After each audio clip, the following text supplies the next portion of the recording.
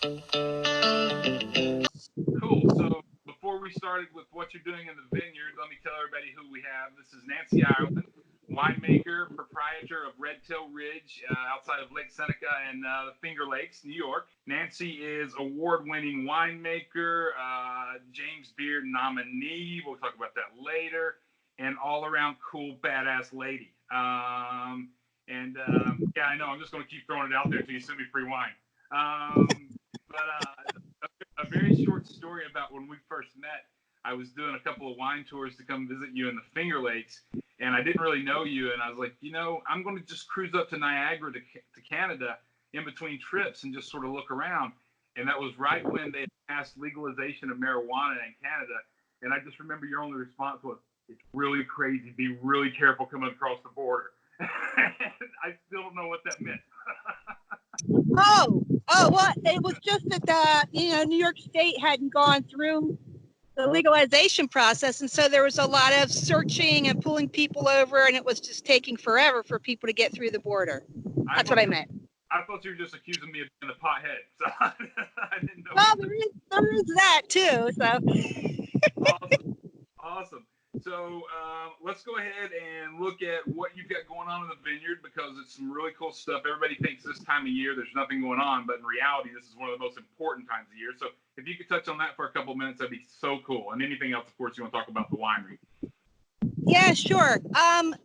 Hopefully you can tell me if the picture's coming in pretty well, because it's pretty bright out here, so it's hard for me to tell, but I'm going to turn you around so you can get a better view.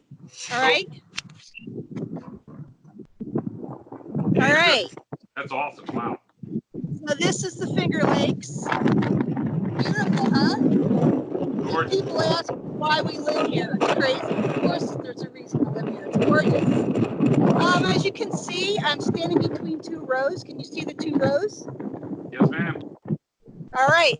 So to my left is it's pruned vines, okay? And you can see the prunings on the ground. Can you see the prunings on the ground? Yes.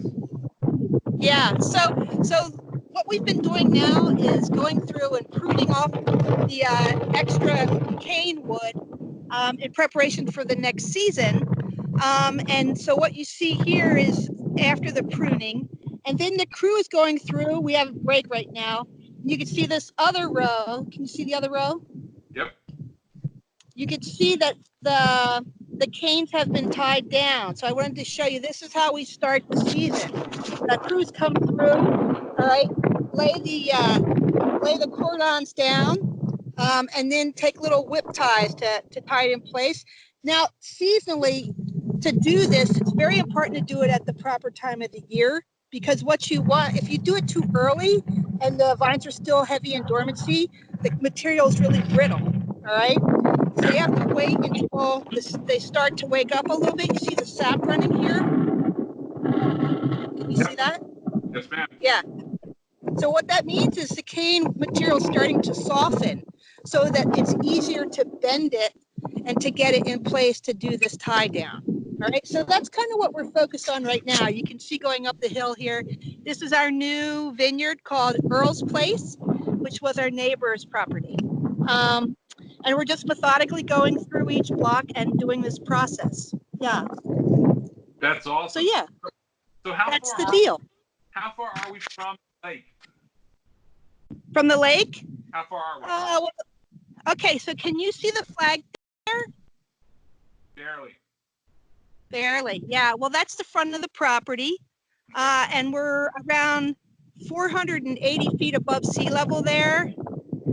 Or excuse me, 560 feet above sea level. And then the lake top is at around 460 feet, all right? So we're close. Yeah, very close. Awesome. So I don't want to get crazy into the geekiness of it, but a lot of people would say, because it's so cold there in the winters, hey Bueller, that's Bueller.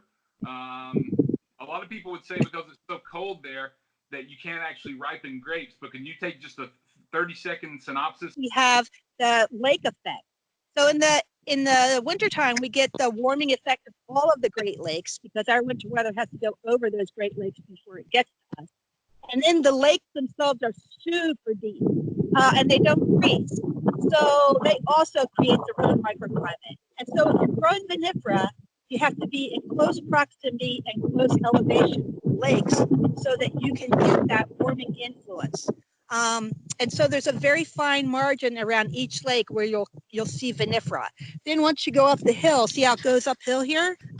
So you can see the elevation going up, and as you're going up the hill, the vines convert from vitis to hybrids to native grapes at the top of the hill.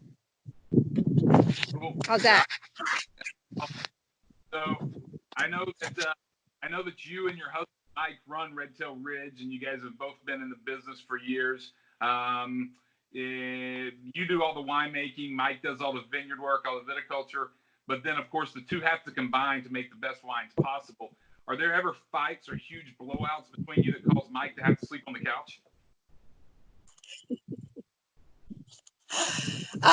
Actually, Michael's pretty amendable, but we definitely have different fiefdoms. Do you know what I mean? It's like I have my own turf, which is the cellar and the winemaking aspect, and Michael is really responsible for the vineyard. But that's not to say that I don't make some suggestions, and sometimes pretty strong suggestions. And he's always been very receptive to that. He's been a great partner. So I'd say we do pretty well. One thing we know as husband and wife is like what our buttons are. Sure. Know what buttons to push to irritate the other person. And one of the things we decided to do right at the beginning was to learn how to not push those buttons. So if we get irritated at each other, we basically try to make sure that we have some time before our actual discussion and business discussions. And if we've been drinking a bottle of wine or two, and it gets a heated discussion, then it's like, well, let's just back burner this till tomorrow over coffee. So we've kind of, figured out how to find that truce. Makes sense to me. Awesome. So I know that you make some of the best Riesling, Pinot Noir, Bugles, all those things. But if you could trade vineyard spots or wineries for a year with any other winery in the world, what location where would you be? Well, I mean, I love Champagne. Duh. So of course, I would love to do a swap with somebody in Epernay. That would be awesome. As long as they're a small grower Champagne producer. I'd rather not get big again. Awesome. I mean, I did for 12 years at Gallows. So. Yeah. No, I was going to talk about, and we'll just do a short answer on this if we could, but you come from one of the producers in the country and the world, and now you've done a total 180-degree turnaround, and you make some of the smallest, most individual wine production in the country and the world, sometimes 50 cases. How does that go from the big guy to the little guy in just like overnight? Well, it didn't really happen overnight. It took me a couple of years to get my bearings here because that growing season is completely different. And the varieties are a bit different too. But we've basically gone back to personal touch because that was the whole point of Red Tail Ridge, was to really get back to personal touch with the vines and the wines, and to take responsibility for the process from start to finish, all the way to bottling and shipping out. And it's great. It's very fulfilling. Awesome. So I know that you're also a major dog lover and animal lover. We saw Bueller earlier in the vineyard. So first, are you off the regular line of reasoning? Scooby Doo or Snoopy? Scooby Doo. Scooby Doo. Can you do a voiceover of Scooby Doo? Zoinks! No. That's Shaggy, isn't it? I screwed that up. What's the best thing you cook? Anything duck. I have really elevated my expertise with duck through like lots of trial and error. Is that because you make great Pinot Noir? So the perfect thing is duck and Pinot Noir, sort of like Laverne and Shirley. They should never be separated. Yeah, kind of like that. Or Laurel and Hardy. And also, I'm just a big fan of duck fat. Give me the duck fat. I love making duck confit, and I love to basically take the duck and use the entire duck, all the different parts of it. About 6 or 7 months ago, I got my hands on a whole bunch of duck bills, Okay. right? And what I did was duck tongues. And so I made fried duck tongue tacos, which were really quite good. Oh, hell yeah, they were. Man. What did you drink with that? Oh, I think I drank a Rebel with a cause red. That's our Lagrein, Traltgo, and Blanc Frankish blend. So went ahead and hit on it. We'll go ahead and talk about that. You're making wines with grapes that most people outside of Austria and Central Europe don't even know what the hell they are. Why are you playing around with these grapes in the Finger Lakes as opposed to sticking with just the Riesling and Pinot and Old School? Well, because, I am a firm believer in punching around and experimenting. I mean, I do have a PhD in grape physiology and biochemistry, and, I'm a bit of a nerd. And I did some projects in my past that I wanted to bring forward for my personal project. And look at the climate, right? We talked about the climate. We talked about the soils. I mean, this is perfect. This is perfect for testing out European red varieties that grow well in a cool climate. So things like Lagrein and Traltgo from the Tyrol area, things like Blanc Frankish and Zweigelt from Austria, Dornfelder from Germany, So, and we're having a lot of fun with them, and we can consistently, year after year, make really nice wines from these, no matter how difficult the season is. So we feel like we've hit a real sweet spot, especially with Blanc Frankish. Yeah, I agree. Cool. Yeah, it reminds me of Alto Adige almost up there at some points in time there in Tyrol or whatnot. So, okay, back to another food question. Why is your perfect pairing Bugles and sparkling wine? Oh, yeah. Well, especially Petnet, right? So Petnet, that's just kind of a wild child. And Bugles are so salty, crunchy, and corny. It's like the perfect pairing because it's thirst quenching with the Petnet, and you have that nice kind of crunching. Yeah. They're just made. Yeah, it seems like that's what we have for breakfast every time I see you. So I think I myself am solely keeping the Bugles brand alive. Yeah, keep up the good work. We need it in this point in time. That's awesome. Yeah. So what is a strange hidden talent about you, Nancy, that nobody would know about? I mean, juggling, riding a unicycle, anything crazy world championship caliber that we don't know about? Well, some people know about it. I am an expert cab hailer. Really? Is it in the whistle? How does that go? Yeah. I do a two finger whistle, and never fails. I get their attention immediately. I also kind of blow the eardrums out of people that are standing next to me. Can you do it right now for us? I could. Well, I did just wash my hands, so okay. Hold your ears.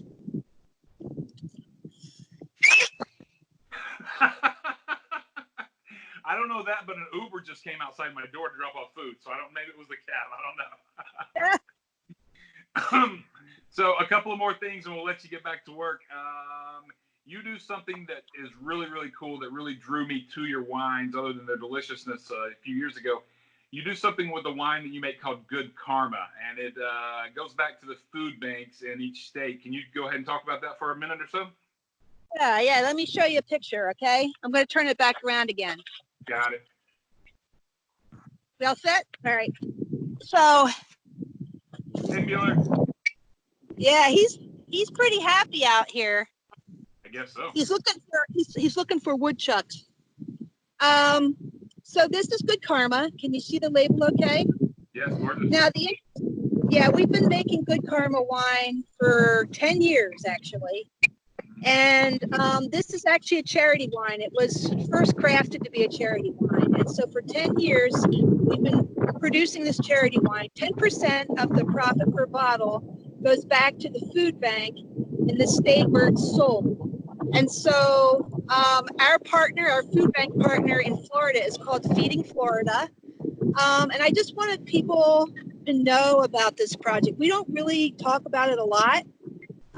But it seems like it's pretty it's a pretty important thing to be thinking about now, supporting food banks. So I just wanted to remind people that it exists in case they're interested in finding it in Florida.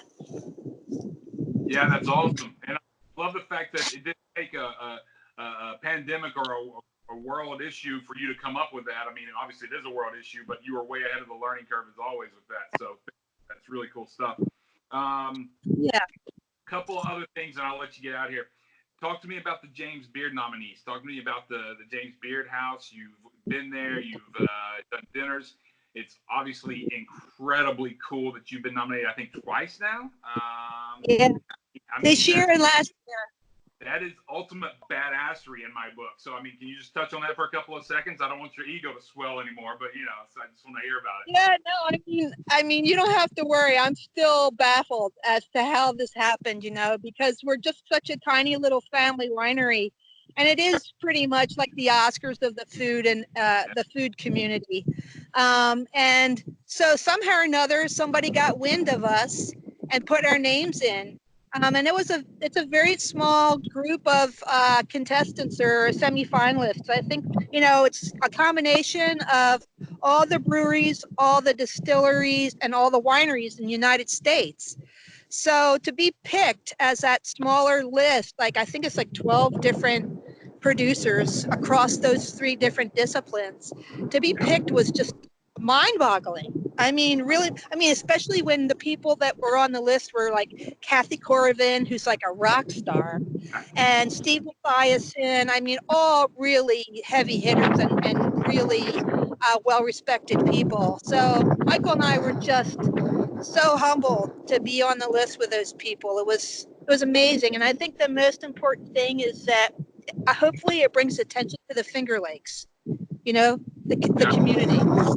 Hopefully, we may have been the first in New York State to be nominated, but and it was for outstanding wine or spirits or brewery producer. Best wine, pure beer, producer.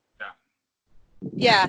So we may have been first, but I'm pretty sure we're not going to be last. There'll be other people behind us for sure. But it's cool. You guys got to be the first. Congratulations on that for sure.